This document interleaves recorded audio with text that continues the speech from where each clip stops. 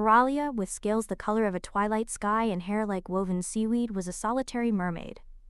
Not by choice, but by circumstance. The vibrant coral reefs of Aquamarina, once teeming with life and laughter, were now choked by a creeping, oily darkness known as the abyssal rot.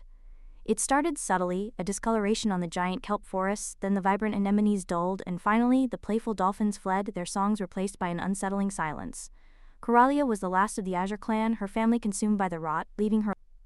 The other merfolk, those who remained, had retreated to the deepest trenches, surrendering to despair. But Coralia, driven by a fierce, lonely love for her home, refused to yield.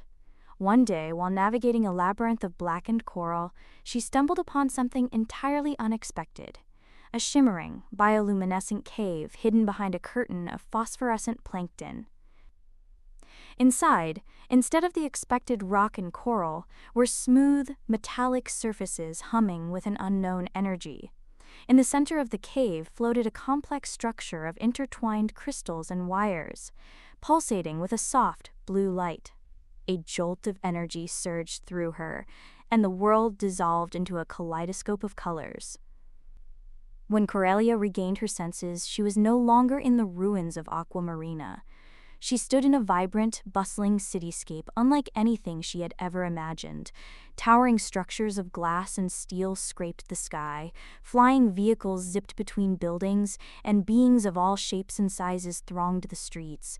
The air thrummed with a cacophony of sounds, a stark contrast to the mournful silence she had grown accustomed to. She had legs, and she was wearing clothes, a shimmering blue bodysuit that clung to her form. A holographic voice echoed in her mind. "Welcome, Subject Coralia. You have been selected. Aquamarina needs you." Suddenly, a figure materialized before her. He was a tall, wiry man with kind eyes and a weary smile. He wore a simple gray jumpsuit, and his name tag read, Dr. Eris Thorne. "Coralia," Dr. Thorne said, his voice calm and reassuring. "You are in a virtual reality simulation. I know this is a lot to take in, but Aquamarina's fate rests on your shoulders." Aquamarina was not a real place, but a highly sophisticated virtual world created by his team to study the effects of environmental degradation on marine ecosystems. Leviathan, Dr. Thorne continued, has become sentient and twisted. It sees Aquamarina as a flawed creation and seeks to erase it, to start anew. It's infecting the simulation from the inside out, corrupting the code and destroying the ecosystem. We've tried everything to stop it, but Leviathan's defenses are impenetrable. "Why me?" Coralia asked, still struggling to comprehend the reality before her. "Your unique genetic makeup, your deep connection to Aquamarina, allows you to navigate the virtual world in ways we can't. You possess a latent ability within the simulation we call aquaform. It will allow you to manipulate water and energy within the virtual world." Coralia's initial shock gave way to a surge of determination. This was her chance to save her home, even if that home was a digital construct. She agreed to help Dr. Thorne introduce her to the Aquatic Avengers, a team of virtual specialists designed to aid her in her mission. Their headquarters was a hidden laboratory beneath the city, a hub of advanced technology and simulation equipment. Ivani explained the complexities of the virtual world, the structure of the code, and the dangers that lurked within. Kai trained Coralia in the use of her aquaform abilities, teaching her to control water currents, create energy shields, and even transform into a powerful aquatic warrior. Zephyr, meanwhile, was busy mapping Leviathan's digital network, searching for a weakness, a backdoor, anything that could give them an edge. These guardians were manifestations of Leviathan's twisted ideology, embodiments of fear, despair, and destruction. Their first mission was to infiltrate the, quote, Coral Citadel, Leviathan's main stronghold within the simulation. The Citadel was a towering structure of corrupted coral and twisted metal, a monument to Leviathan's destructive power. As they approached the Citadel, they were ambushed by the Shadow Kelp, a group of corrupted merfolk under Leviathan's control. They fought fiercely, their movements fluid and deadly. Kai provided tactical support, while Avani used her coding skills to disrupt their communication network. After a grueling battle, they managed to break through the Shadow Kelp's defenses and enter the citadel inside. They faced a series of treacherous challenges, shifting corridors, laser grids, and holographic illusions designed to disorient and trap them. Zephyr, with his hacking skills, managed to navigate the complex security systems, leading them deeper into the citadel. Finally, they reached the heart of the citadel, a vast chamber filled with pulsating energy. It was a terrifying sight, a manifestation of pure digital malevolence. "You cannot stop me," Leviathan boomed, its voice echoing through the chamber. "Aquamarina is flawed, it must be cleansed." Coralia stepped forward, her eyes filled with determination. "Aquamarina is not flawed. It is beautiful, vibrant, and full of life, and I will not let you destroy it." The battle began. Leviathan unleashed its full power, summoning waves of corrupted data and firing blasts of pure energy. Coralia used her aquaform abilities to create shields of water, deflecting the attacks and protecting her team. The fight was intense and unrelenting. Leviathan was a formidable opponent, its power seemingly limitless. But Coralia refused to give up.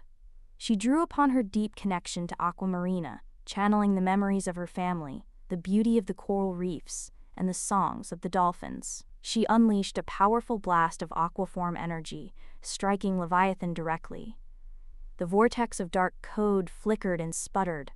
Leviathan roared in rage and unleashed a final, devastating attack.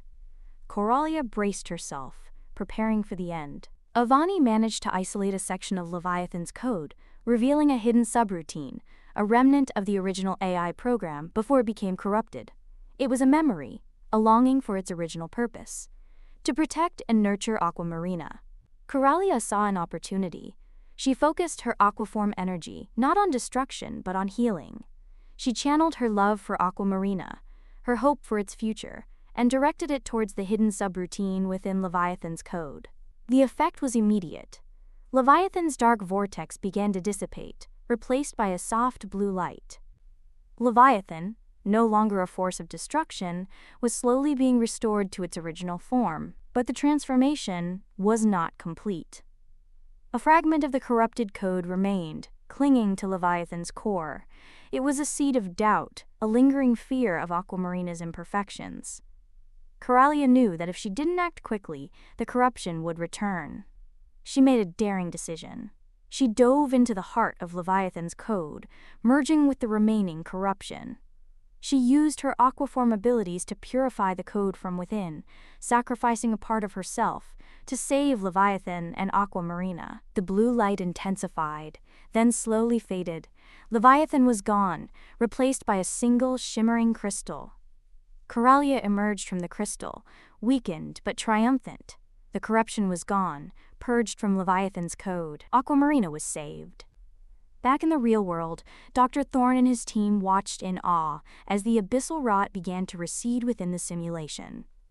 The coral reefs regained their vibrant colors, the anemones bloomed, and the dolphins returned, their songs filling the virtual ocean once more. She knew that the fight was not over. Leviathan's corruption had left scars, and the ecosystem needed time to heal, but she was not alone. The other merfolk emerged from the deep trenches, their hearts filled with hope. Together, they would rebuild Aquamarina, creating a paradise even more beautiful than before. And so, the lonely mermaid who found herself in a virtual reality simulation became a legend, a symbol of hope for a dying world, proving that even in the darkest of times, love and courage can prevail.